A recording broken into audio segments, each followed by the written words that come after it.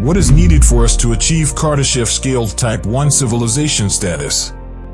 On the Kardashev scale, a Type 1 civilization is able to utilize all of the planet's energy production, regulate the climate, relocate continents, and even alter the planet's spin. How long will it take the human race to develop into a Type 1 civilization in this regard? Are we getting closer, or are we still a long way off? Are you ready? Let's go! Any civilization's level of technical advancement may be primarily determined by how much energy it consumes. But it also includes the control over that energy and how they use it to advance and expand on their planet of origin. According to Kardashev's definition, a Type 1 civilization is able to store and use every form of energy found on its planet, including all currently used electricity generation techniques, methods that depend on the planet's elements, nuclear fusion and fission, geothermal energy, as well as any energy they can gather from their star without leaving the planet. Will the human race ever reach this stage of growth, which we have not yet attained? If so, when will we get there? Today, we'll examine the reasons why humanity hasn't yet achieved Type 1 civilization and the distance we still have to travel. The superfilter through technological advancement, our species has entered the realm of life on Earth throughout the past 5,000 years of human civilization. It has set us up to achieve Type 1 civilization status and possibly beyond. However, in addition to the persistent and serious sociological issues, our advancement also poses a serious risk to the survival of civilization through wars, famines, natural disasters, and the looming threat of self-destruction through a senseless nuclear conflict that renders the planet uninhabitable for thousands of years. The Great Filter Theory, which is a component of the Fermi paradox we previously covered in another video, is the name for these constraints that hinder a civilization like ours from developing and expanding. It is currently unknown what the major barrier is that large civilizations must overcome in order to avoid developing into any form of civilization on the Kardashev scale.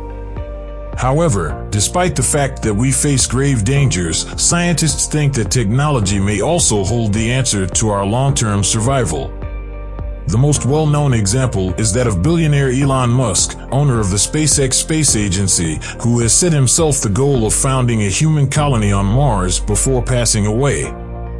These visionary individuals have proposed to take advantage of the rapidly advancing technological capacity to establish human colonies outside the world, carrying forward the legacy of humanity in the indefinite future in case a global disaster occurs in our home world. Given that, out of the untold millions of species of living things that have existed throughout the history of the Earth, we are the first that has a real chance of saving itself and saving all other living things from extinction. The idea of dispersing the human race into various worlds to ensure our survival is not at all implausible. The destiny of our planet and all of its inhabitants is now in human hands thanks to technological advancement. Further advancement cannot be rejected. Everyone in this society must make a decision on how to move forward urgently in the years to come. Will we ever run out of energy? Energy is the most important component when comparing civilizations using the Kardashev scale. The human race has succeeded in creating a wide range of energy production techniques, from non-renewable ones like burning fuel and nuclear energy to renewable ones like wind, solar, tidal, and geothermal. A Type 1 civilization, in contrast, has learned how to harness and create every last bit of energy that its planet offers. The same process that occurs in the sun's core allows a Type 1 civilization to generate nuclear fusion plants at will, which enables it to produce small stars.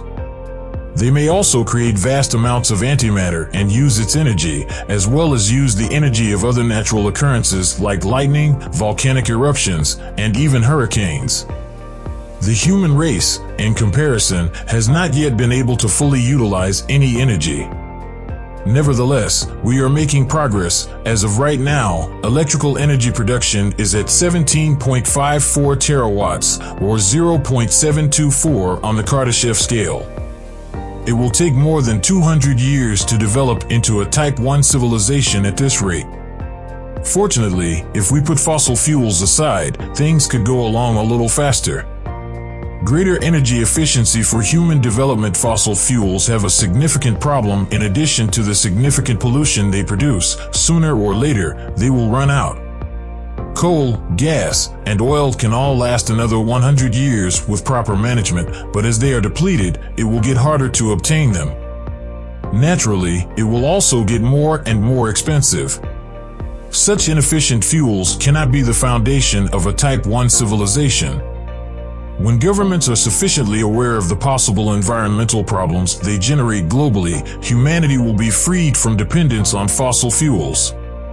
In order to replace hydrocarbons, alternative energy sources including nuclear, solar, and wind energy are mass-produced.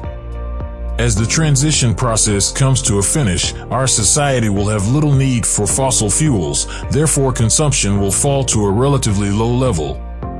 As a result, humanity will have new chances to expand without bounds by utilizing endless energy sources like solar, nuclear, or geothermal.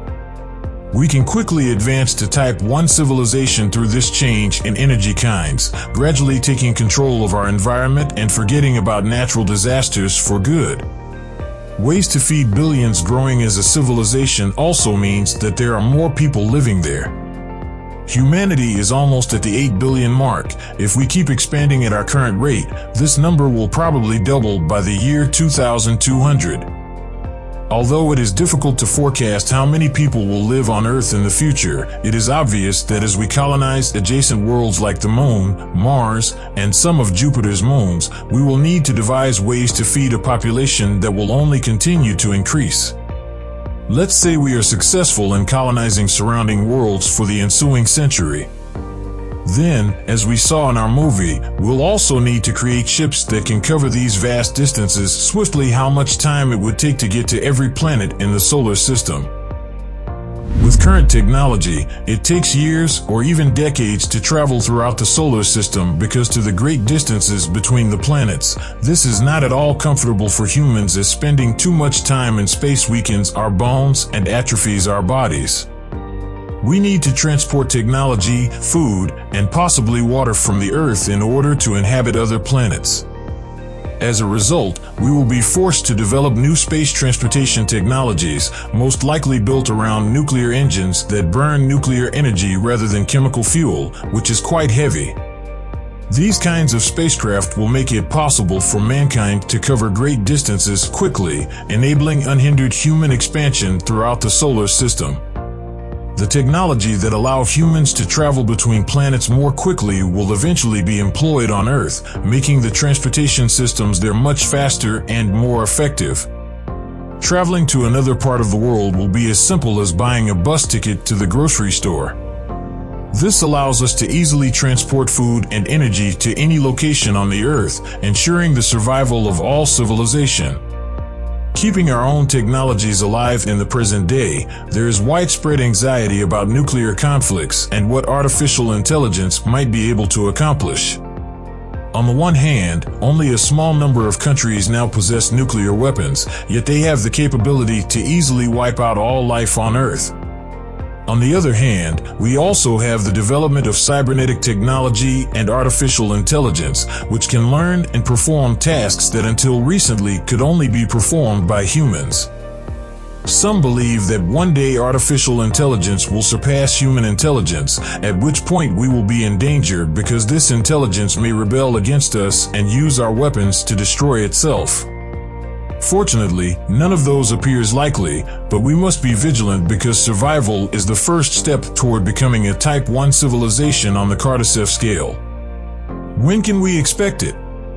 Scientists from Cornell University calculated the date when the human race will evolve into a Type 1 civilization using all the data that was available and based their conclusion on everything that was discussed in this video. The researchers calculated a date using the equation created by Carl Sagan, data on current energy usage, the advancement of electricity technology globally, and annual food production, among other things. In the end, they came to the conclusion that if everything goes according to plan and there is no major environmental disaster, weapon of mass destruction, or Third World War, humanity will become a Type 1 civilization in the year 2371. However, this is only an estimate because the computation changes as our society develops due to a number of unpredictable phenomena. For instance, there may be societal and/or technological hurdles that prevent people from adopting and using new energy technology. An illustration of this is nuclear energy, which, although being the most effective and essentially clean kind of energy, is still not universally embraced due to a lingering dread of prior incidents. Whatever the case, it seems certain that humanity is destined to become a Type 1 civilization at some point. Whether that time comes sooner or later than the anticipated timetable will depend on us. Thank you for viewing and see you again soon.